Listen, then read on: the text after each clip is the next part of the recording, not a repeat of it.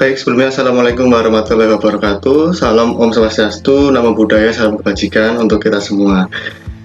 Halo teman-teman, kembali lagi bersama saya Aji Fibrianto. Kali ini kita akan mencoba mempraktikkan teknik penyusunan surat kuasa.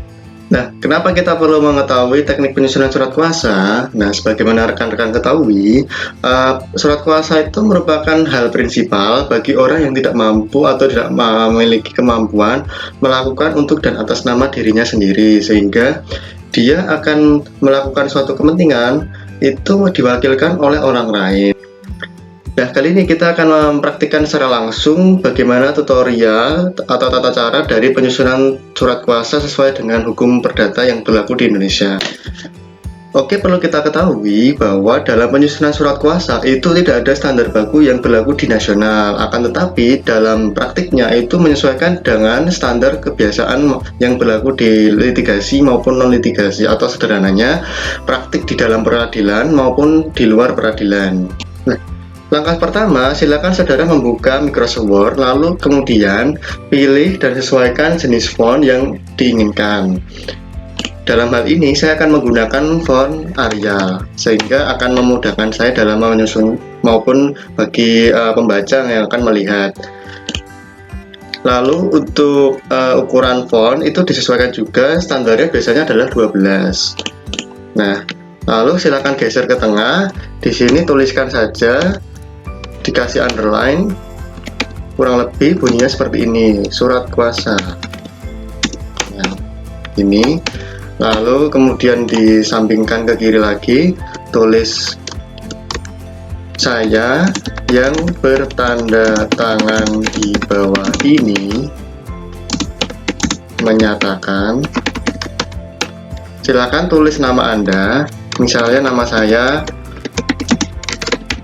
Aji Fibrianto. Lalu jangan lupa tuliskan tempat tanggal lahir,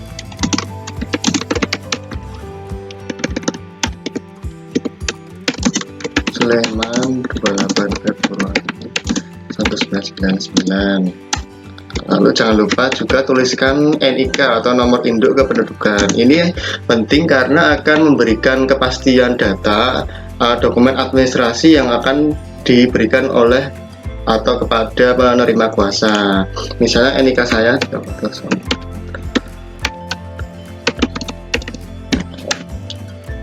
Nah, sebenarnya untuk tempat dan tanggal lahir, khususnya tanggal lahir, itu bisa digantikan dengan umur. Nah, gunanya tanggal lahir apa? Gunanya untuk mengetahui tingkat kecakapan hukum dari seseorang. Nah, kalau misal kita membaca Undang-Undang Nomor 30 Tahun 2004 tentang jabatan notaris, itu kecakapan hukum seseorang bisa dikatakan dewasa itu ketika telah melewati usia 18 tahun. Meskipun kalau kita membaca pasal 1330 KUH Perdata itu ditunjukkan atau menunjukkan bahwa kecakapan kedewasaan seseorang itu ketika telah lewat umur 21 tahun. Nah, dalam hal ini karena kita ada asas lex specialis derogat legi generalis, maka yang akan dipakai adalah umur dari 18 tahun, yaitu sebagaimana dimaksud dalam Undang-Undang Jabatan Notaris. Lalu tuliskan juga alamat saudara.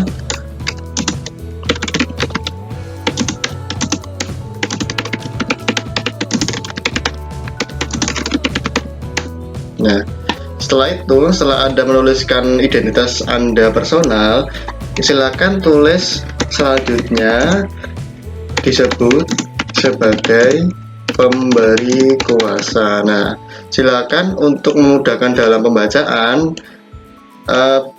silakan Anda bold di sini, lalu juga di nama Anda. Tapi ini hanya opsional atau tidak wajib saja, karena hanya untuk memudahkan penerima kuasa atau orang lain dalam membaca surat kuasa Anda.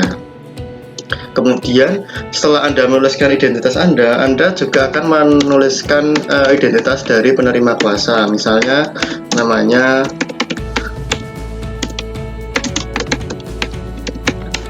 jangan lupa juga untuk menuliskan tempat dan tanggal lahirnya.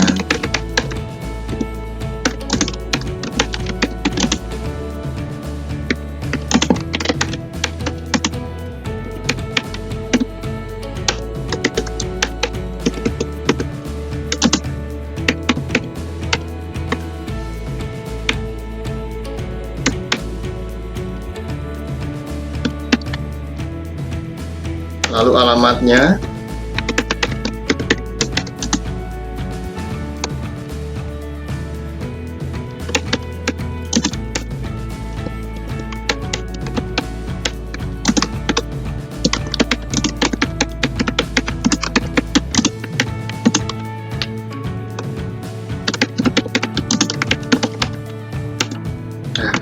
setelah itu silakan juga Anda ketikkan keterangan berikut. Selanjutnya disebut sebagai penerima kuasa. Lalu juga sebaiknya Anda bold untuk memudahkan pembaca dalam memahami serta mengetahui komparisi. Nah, saya juga agak lupa untuk menjelaskan bagian-bagian dari surat kuasa. Nah, pertama itu ada judul atau kop surat.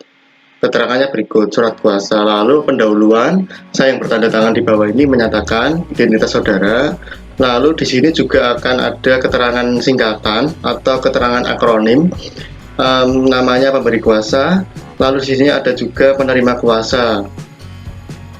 Lalu saudara perlu menuliskan objek dari perjanjian surat kuasa ini. Misalnya saya akan mencontohkan, saya akan memberikan kuasa kepada Roberto Firmino untuk melakukan mutasi atau balik nama dari STNK motor saya.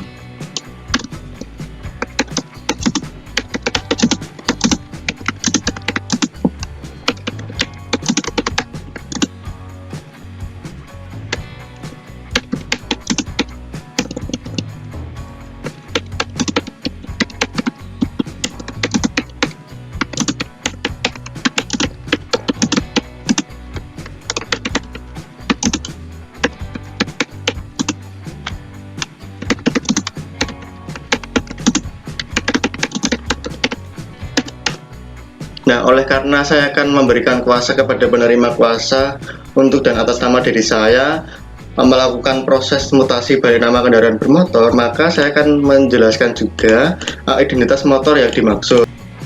Misalnya identitasnya sebagai berikut.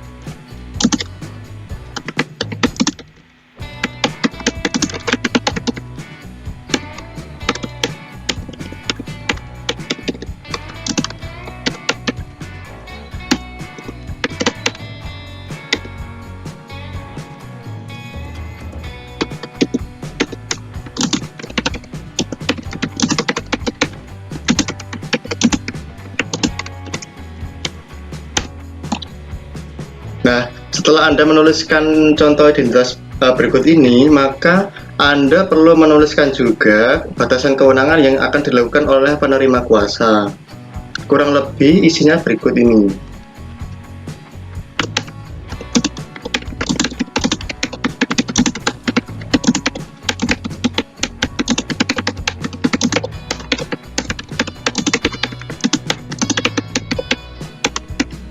Nah, oleh karena ini surat kuasa yang saya buat atau saya contohkan adalah surat kuasa khusus, maka sebaiknya ada keterangan berikut ini. Hal ini penting karena surat kuasa khusus itu biasanya untuk hal-hal tertentu saja.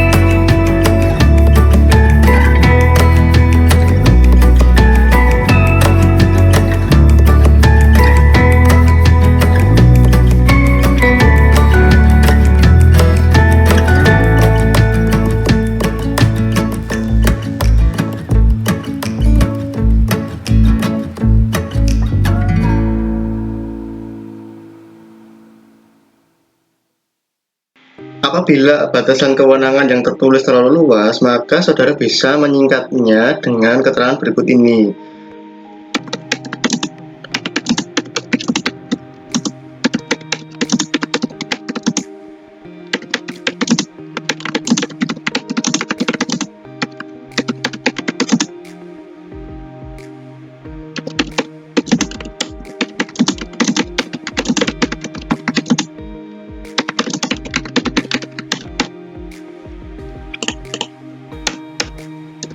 Nah, setelah Anda menuliskan batasan atau ruang lingkup wewenang yang diberikan kepada penerima kuasa, maka saudara perlu memberikan kalimat penutup. Kurang lebih kalimat penutupnya sebagai berikut.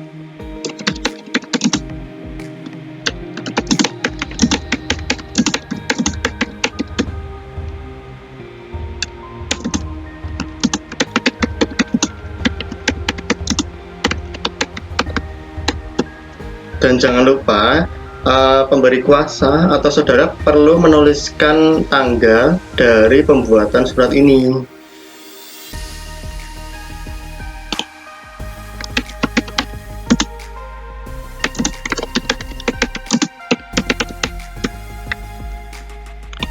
Setelah itu, Anda juga akan menyisipkan dua kolom yang berisi kolom tanda tangan antara pemberi kuasa maupun penerima kuasa. Silakan Anda klik menu insert, lalu klik saja nanti text box, lalu pilih text box, kemudian pilih simple text box.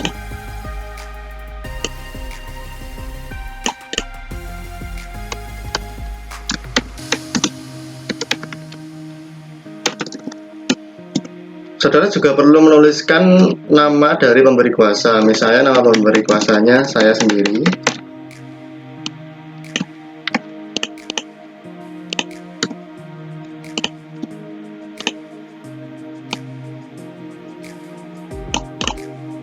Lalu silakan Anda sisipkan juga kolom tanda tangan dari si penerima kuasa.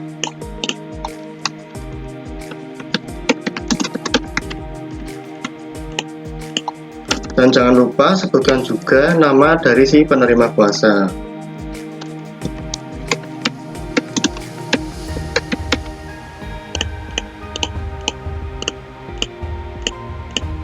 Nah, khusus untuk surat kuasa atau surat kuasa pada umumnya itu penerima kuasa wajib melampirkan materai 6.000 yang menunjukkan bahwa surat kuasa itu telah membayar biaya materai atau dapat dikatakan legal secara hukum nasional yang berlaku di Indonesia.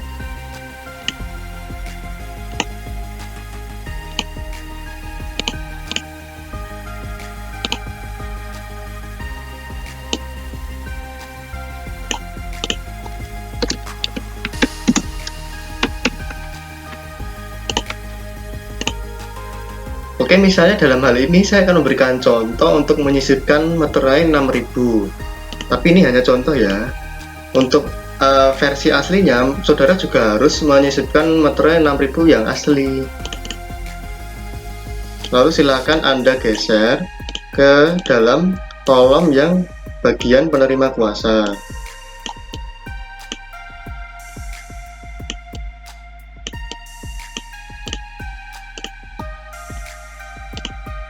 Namun sebelum penerima kuasa menandatangani, lebih baik itu agar pemberi kuasa yang menandatangani terlebih dahulu. Hal itu untuk menunjukkan bahwa surat kuasa ini telah diberikan secara sah menurut hukum yang berlaku di Indonesia.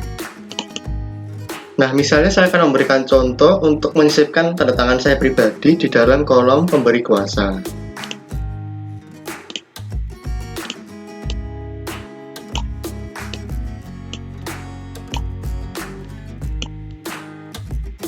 Setelah ada materai 6.000 yang telah ditempel, maka penerima kuasa silakan menandatanganinya.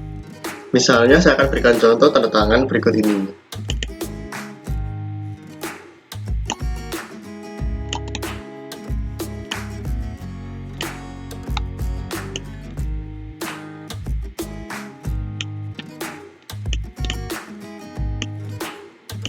Nah, pastikan juga ketika Anda menandatangani atau penerima kuasa menandatangani surat kuasa, pastikan tanda tangan Anda telah di atas dari materai 6000.